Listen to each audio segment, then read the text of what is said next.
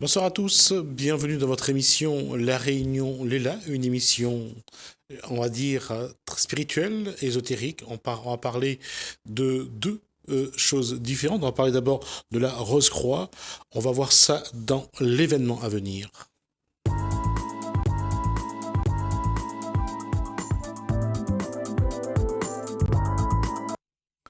Bonsoir Max Lebon Bonsoir. de la Rose-Croix de la Réunion. On va tout de suite voir. Bonsoir également à Shakila qui souhaite nous accompagner sur cette discussion. D'abord, c'est quoi la MORC? AMORC. Alors la MORC, ça veut dire tout simplement Ancien et Mystique Ordre de la Rose-Croix. On la dénomme plus facilement la Rose-Croix tout court. Et c'est une organisation, c'est un mouvement philosophique, traditionnel, initiatique, mondial, qui est non religieux, qui est bien sûr non sectaire et qui est apolitique. Et qui est donc ouvert aux hommes et aux femmes de toute race, de religion, de position sociale. Alors, une question d'histoire, si on peut dire, comment est né cet ordre donc de la Rose-Croix? Alors, disons qu'il y a une filiation qui est traditionnelle. La filiation traditionnelle fait remonter, disons, les origines de la Rose-Croix au temple d'Égypte.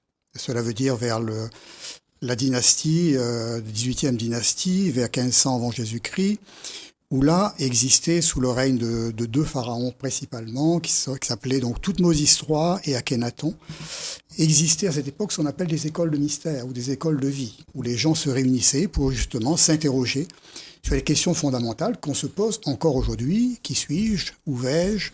De quoi nous sommes constitués? Qu'est-ce qu'on fait sur Terre? Où on va? C'est quoi la vie? C'est quoi la mort? Toutes ces questions. Donc ces écoles de mystère existaient déjà donc en Égypte ancienne, puis elles sont essaimées en Grèce, puisque ce qu'il faut savoir, c'est que les Grecs eux-mêmes, les philosophes grecs, sont venus en Égypte étudier, puisque l'Égypte était à ce moment-là le phare de la culture de l'époque, avec, vous vous souvenez, la grande bibliothèque d'Alexandrie, par exemple, rassemblait énormément de livres. Donc des philosophes comme Pythagore, comme Platon, comme Thalès, etc., sont venus étudier en Égypte. Ensuite, ils ont ramené cette connaissance en Égypte. Qu'est-ce qu'ils ont fait ensuite? Cette connaissance est passée, bien sûr, dans la Rome antique, puis ça a essaimé sur tout le bassin méditerranéen. C'est passé donc notamment sur la partie arabique, puis ça a été récupéré ensuite, cette gnose est réapparu à partir des siècles de lumière, c'est-à-dire le 17e, 16e, 17e, 18e siècle, en France, en Angleterre et surtout en Allemagne. Toute cette évolution s'est faite sans l'intrusion d'une quelconque religion.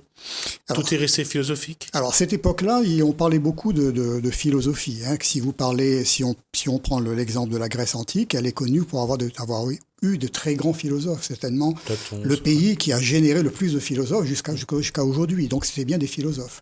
Et ils étaient aussi philosophes et scientifiques. Pythagore était un grand philosophe, mais il était aussi un scientifique. Tout le monde se souvient de son fameux théorème de Pythagore. Bon, voilà. Donc, il y a toujours existé des organisations qui ont cheminé parallèlement aux religions établies, d'hommes et de femmes de bonne volonté tout simplement, qui se sont posé ces questions en dehors de tout dogme et en dehors de toute communauté fermée.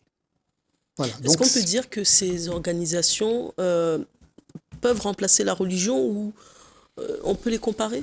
Bon, on ne peut pas comparer les deux. Disons que les deux ont le même sujet de base qui est qu'est-ce qu'on fait ici? Qu'est-ce qu'on fait sur Terre? Où va-t-on? C'est quoi Dieu? C'est quoi l'univers? Comment il a été créé? La différence fondamentale, c'est que la religion, elle, établit des dogmes qui concernent donc ses adhérents. Nous travaillons dans une expression beaucoup plus libre. Cela veut dire que nous n'avons pas de dogme à l'intérieur de notre mouvement. On a des penseurs libres qui s'interrogent sur ces sujets et mettent en commun leur enseignement. Et c'est cet enseignement que nous, au niveau de la Rose-Croix actuellement, on diffuse aux personnes qui sont intéressées. Alors, ce que je disais, je connais le théorème de Pythagore, je parle juste que je sais qu'à l'école, on nous a appris le carré de l'hypoténuse. C'est tout ce que je peux vous dire. Mais après, c'est quoi le théorème? Il y a longtemps que je l'ai oublié. Vous parliez d'école de vie. Est-ce que vous pouvez nous en dire plus? Les écoles de vie, à cette époque, c'était quoi? C'est seulement des rassemblements où les gens venaient et apprenaient les choses. Apprenez l'astronomie, par exemple, apprenez la médecine de l'époque, apprenez à connaître l'univers, apprenez à connaître la géographie, etc. C'était donc comme des petites universités qui fonctionnaient. Mais dans ces écoles, on y étudiait également les mystères. Voilà, les mystères, ça veut dire la connaissance de l'univers. En étudiant ces mystères, est-ce que vous, dans votre organisation, est-ce que vous avez il y a une croyance à un esprit ou à un Dieu, ou vous en parlez pas, c'est tabou? Voilà, disons que nous sommes une organisation spiritualiste. Cela veut dire qu'on admet, mais cela n'est pas un dogme chez nous, on admet un principe premier ou un principe transcendantal que l'on peut nommer Dieu si l'on souhaite, mais qu'on peut ne pas du tout nommer, mais qu'on peut aussi nommer intelligence universelle, énergie universelle, grand architecte de l'univers. Chacun est libre de le nommer. À savoir, juste pour rappeler, parce que j'ai eu l'occasion d'interviewer le dernier grand maître qui est venu à La Réunion parler de réincarnation. Il disait que à la Rose-Croix, vous avez aussi bien les animistes, les agnostiques, les athées, ceux qui croient en quelque soit la religion en laquelle ils croient. En tout cas, tout le monde est invité donc dans cette organisation à parler de ce qu'il a envie de parler. De toute façon, c'est clair que rien n'est fermé. Là, l'événement à venir, c'est l'occasion à partir du mardi 15 octobre. C'est donc à partir de demain, c'est donc de parler de... Alors, la première conférence, c'est donc la réincarnation. Alors, la première conférence, au sein de l'Ordre de la Rose-Croix, nous avons ce qu'on appelle une université Rose-Croix internationale. Ça veut dire que ce sont des membres qui sont spécialisés dans différents domaines, comme la médecine, l'égyptologie, les traditions, l'écologie, etc.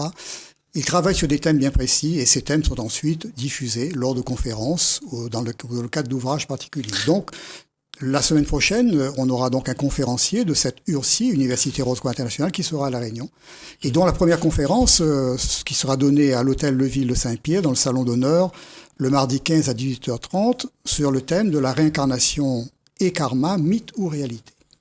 Alors, ça avait surpris l'année dernière, lors de cette conférence, sur la réincarnation. Tout le monde pensait que la Rose-Croix était donc d'obédience chrétienne. Et finalement, là, on a posé la question, on a parlé de la réincarnation, et ce qui avait un petit peu troublé ceux qui étaient là. Alors, la réincarnation ou karma, là-dessus, qu'est-ce qu'on peut dire? Alors, tout d'abord, je dirais qu'en effet, ce qui fait l'amalgame, c'est que nous avons comme symbole une croix et une rose. Alors, il faut bien comprendre que la croix, pour nous, c'est un symbole traditionnel qui n'est pas religieux. Ça désigne tout simplement le corps de l'homme, le corps physique de l'homme. Lorsqu'il a les bras écartés, c'est une croix. Et la rose, ça représente son âme. C'est-à-dire sa partie divine qui est en lui, en évolution. Et ça désigne en même temps, quelque part, la dualité de l'être. C'est uniquement ça que désigne donc la Rose-Croix. C'est pour ça que souvent, il peut y avoir un amalgame entre la Rose-Croix et le mouvement chrétien. Alors, donc, je reviens sur le premier thème. Qu'est-ce que qu'est-ce que les personnes qui vont venir vont sans doute entendre avant qu'ils posent des questions d'ailleurs? Mais écoutez, on va parler d'abord de karma. Le karma, c'est une notion qui est empruntée aussi par les bouddhistes, par les hindouistes. C'est la grande loi de cause à effet. On produit quelque chose, il y a un effet. Donc, cela veut dire que si on fait de bonnes actions, on récoltera de bonnes actions quelque part, et si on en fait des mauvaises, on peut en récolter des mauvaises. Grosso modo, on peut la résumer comme ça. Mais c'est une loi d'évolution qui donc régit l'ensemble des êtres de la planète. Et donc, ce karma, donc, nous pensons on peut bien sûr l'aborder, le travailler d'une façon particulière, en ce sens que nous pratiquons ce qu'on appelle l'alchimie spirituelle. C'est-à-dire ? Cela veut dire que c'est la faculté de dire que on va essayer de changer nos défauts et nos faiblesses en leurs qualités opposées. Voilà. Dans ce sens que les bonnes actions pourront produire ensuite les bons effets. Voilà, c'est ça le karma. Bon, et on pense que l'acquisition de toutes les qualités inhérentes à l'âme humaine est difficile à acquérir en une seule vie. Si vous pensez à toutes les vertus qui existent, qu'il faut acquérir, entre la sagesse, l'amour universel, la générosité, l'intégrité, la non-violence, il y en a tellement, l'altruisme. D'où l'expression de la dualité de l'être. Disons que nous vivons dans un monde de dualité. Et cette dualité, nous avons en nous donc une âme-personnalité, une âme qui représente l'élément divin en nous, et nous avons le corps physique. Mais les deux sont liés. Donc le but, c'est de dire comment se reconnecter avec cette âme intérieure que nous avons pour pouvoir aller vers une quête de sagesse, c'est-à-dire acquérir toutes ces vertus qui sont inhérentes à l'âme humaine pour avoir une vie tout simplement plus épanouie et pour acquérir plus de sagesse. Alors, on va rappeler que cette conférence est prévue donc le mardi 15 octobre. Donc, ce sera donc un débat. L'année dernière, il y a eu un débat sur la réincarnation, tout simplement. Et là, on parlera également donc karma et donc réincarnation et karma. Ça veut dire qu'on a plusieurs vies.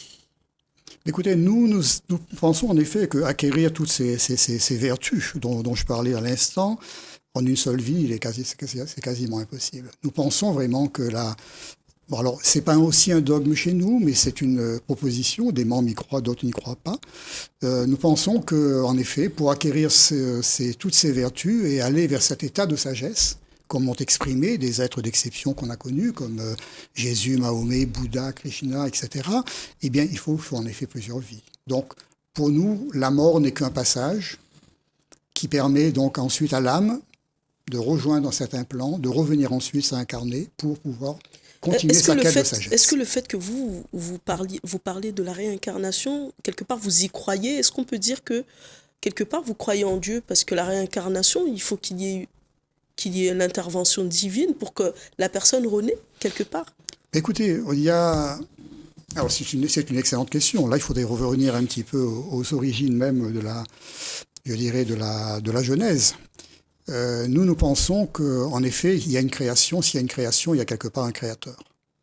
Comment imaginer une création sans créateur? Une création d'autant plus belle d'ailleurs, avec un univers infini, avec des milliards de planètes qui existent dans le système solaire, avec une nature qui est merveilleuse, avec un corps humain qui fonctionne de façon, quand il est en bonne santé, de façon admirable. Donc, est-ce que tout cela, c'est le fruit du hasard? Nous pensons qu'il y a derrière ça une intelligence divine, quelque chose qui existe, que l'on peut nommer comme on veut.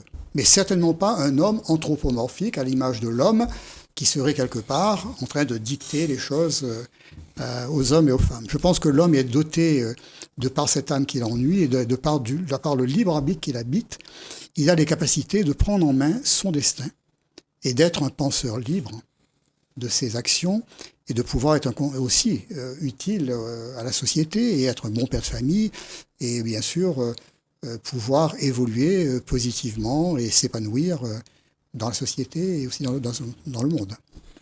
Alors, on va continuer sur l'événement de cette semaine. Donc, la deuxième conférence, c'est donc le jeudi 17 octobre, le conte Saint-Germain, le Rose-Croix immortel, c'est-à-dire...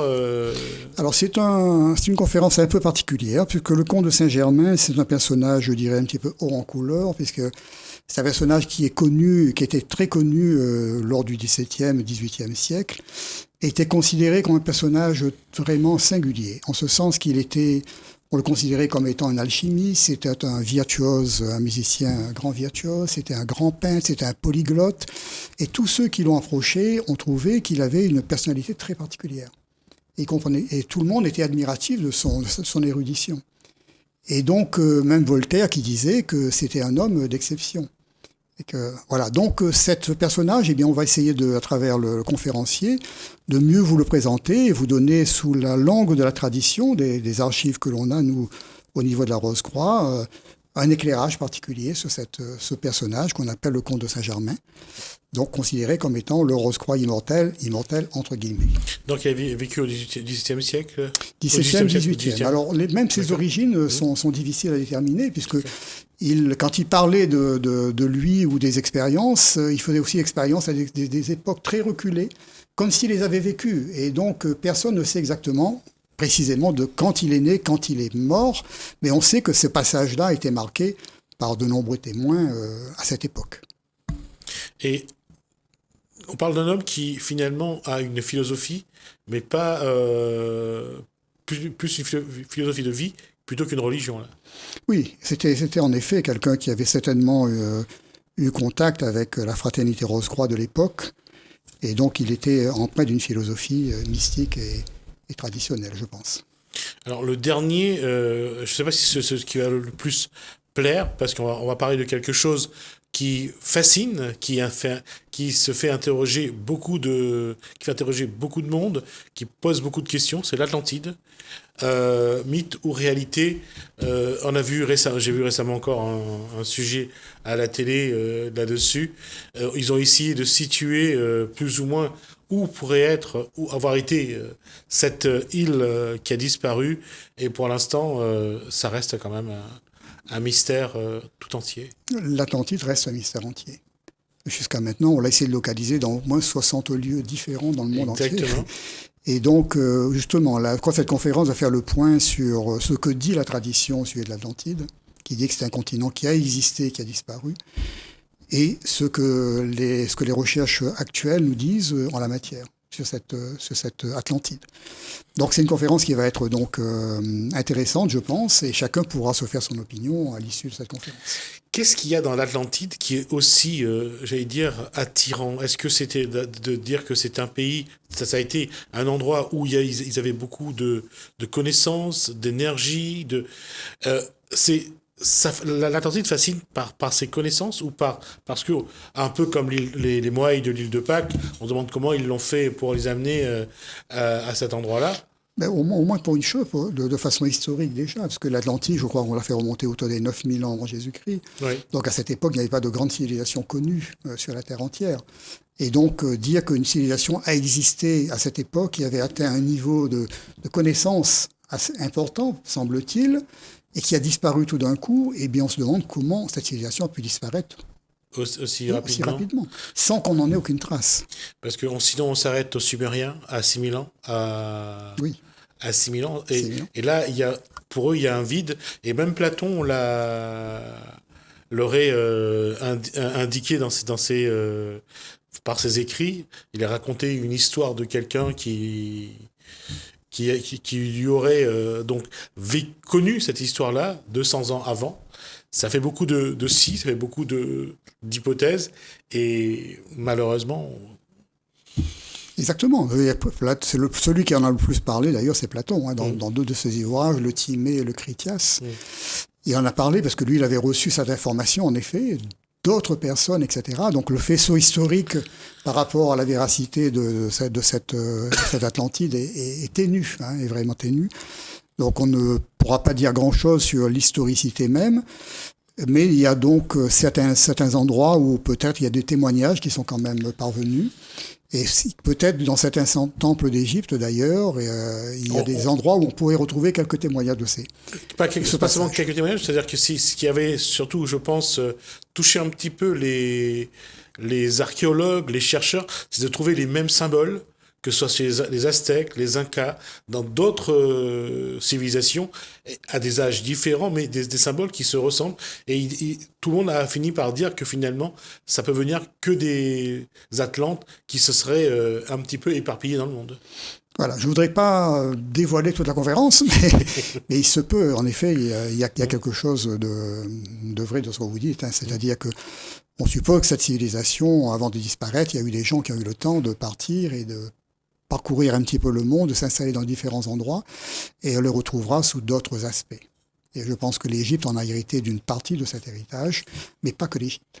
Oui, parce que le savoir, c'est quelque chose qu'on va voir un petit peu, pour ceux qui seront, et j'espère que vous serez présents à cette conférence, voir un petit peu comment le savoir se transmet, parce que ce qui relie souvent l'être humain, c'est la transmission du savoir. Tout à fait. Je pense que là, ce qu'il faut bien comprendre, c'est que quand on dit qu'on a une origine aussi lointaine historique, c'est une filiation. On pense que c'est de bouche à oreille que les choses se sont déroulées. Mais l'existence réelle des Rose-Croix, historiquement vérifiée, c'est le XVIIe siècle, où là, il y a des écrits où le mot Rose-Croix est apparu, des publications de l'époque, reconnues par tous les historiens, ça ne fait aucun doute. Donc, mais de toute façon, la première transmission, elle est toujours orale. Et ensuite, nous, au niveau de la Rose-Croix, ce qui a été innovant pour nous, c'est qu'à partir du XXe siècle, cette transmission, nous avons voulu la faire de façon écrite pour faire accéder cet enseignement au plus grand nombre. Donc il est possible maintenant de recevoir cet enseignement sous forme écrite, soit par Internet d'ailleurs que par des fascicules qu'on appelle des monographies, moyennant une cotisation pour adhérer à l'organisation.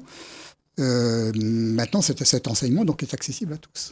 Combien d'adhérents on compte ici à La Réunion? Alors, La Réunion, on a un petit peu moins de 300 adhérents. Dans le monde entier, on a 250 000 environ. Et dans la juridiction des pays francophones, environ 25 000 membres. Ça fait combien de temps d'ailleurs vous êtes implanté ici? On a une bonne cinquantaine d'années à La Réunion. 50 ans, 300? Est-ce qu'il y a une influence d'une religion sur cette organisation aujourd'hui? Non, je crois que ce qu'il faut bien comprendre, c'est que nous avons notre devise principale, nous, c'est la plus large tolérance, la plus stricte indépendance. Donc nous avons vraiment une organisation qui est totalement indépendante de toutes les autres organisations. Bien que nous respections profondément les religions, les autres organisations initiatiques qui existent, mais notre fonctionnement est totalement indépendant des autres. S'il y a des gens qui vous regardent et qui souhaiteraient venir au moins découvrir ce que c'est, comprendre, à qui à La Réunion ils peuvent s'adresser? Écoutez, le meilleur moyen, c'est d'accéder à notre site internet qui est le suivant, Amorc, A-M-O-R-C, ancien mystique hors de la Rose-Croix, @rose-croix.org. Et si on veut aller sur le site de La Réunion, au lieu de mettre .org, on met .re. Donc là, vous aurez vraiment toutes les informations concernant l'historique, concernant la structuration actuelle, l'organisation actuelle de l'ordre, ses enseignements, qu'est-ce qu'on y enseigne, on vous en parle de façon assez ouverte. Et les membres qui sont intéressés peuvent bien sûr, à ce moment-là, demander à y adhérer s'ils le souhaitent.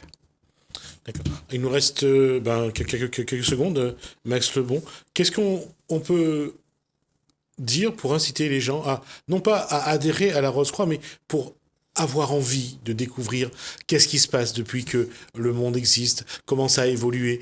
Parce que c'est aussi ça, je dirais, un petit peu l'objectif de la Rose-Croix, c'est comprendre notre place dans cet univers. Je crois que le principal intérêt, c'est d'avoir accès à une connaissance qui est millénaire, séculaire, mais actualisée, et qui peut être très inspirante lorsqu'on se pose justement les questions existentielles. Je pense qu'il y a un certain nombre de propositions qui sont faites. Il n'y a pas de vérité absolue, bien sûr, des propositions qui sont faites, que les personnes individuellement peuvent bien sûr développer davantage pour pouvoir aller vers leur quête de savoir et de connaissance. Donc c'est leur principale motivation. La deuxième, c'est que comme nous sommes une organisation mondiale, quand nous nous réunissons, nous réunissons beaucoup de pays du monde, ça nous permet aussi culturellement de bien nous connaître, de fraterniser, de développer notre tolérance envers les autres, ce qui est une chose vraiment très importante. D'accord, on va rappeler donc les 3 conférences de la semaine donc du 15 au 18. Donc mardi 15, donc on va rappeler d'abord le conférencier, c'est Philippe Deschamps, donc qui va donc faire 3 conférences à La Réunion, Réincarnation et Karma, donc le mardi 15 octobre, à l'hôtel de ville de Saint-Pierre, ça commence à 18h30. 18h30, oui. Donc voilà, pour le mercredi, non, pour le... Ah non, là, jeudi 17 octobre. Jeudi 17 octobre, toujours 18h30, cette fois-ci, on va parler du conte de Saint-Germain, le Rose-Croix immortel. Donc c'est salle de front de mer à Saint-Paul, boulevard du Président Wilson, donc à Saint-Paul, et le dernier, l'Atlantide, où mythe ou réalité, cette fois-ci, ça sera donc à l'hôtel de ville de Salon d'honneur à Saint-Denis, toujours 18h30, la dernière conférence. On espère que vous serez nombreux, au moins pour découvrir et pour entendre, parce que je crois que la seule chose qu'on ne sait pas, c'est qu'on a besoin de savoir. Merci Max Lebon. On va nous regarder 2 reportages de vidéos. Musique, on va regarder la musique de la Croche, on va revenir un petit peu dessus, et puis on va écouter des jeunes du lycée Patu de Rosemont qui font de la musique, l'occasion de découvrir que dans les lycées, il n'y a pas que la classe, il n'y a pas que le devoir, mais il y a aussi l'occasion d'apprendre à partager et à découvrir.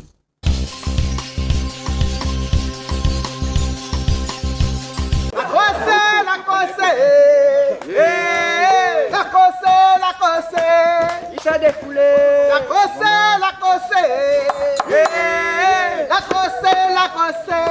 Il s'est défoulé. La cosse, la décossé. Il s'est défoulé.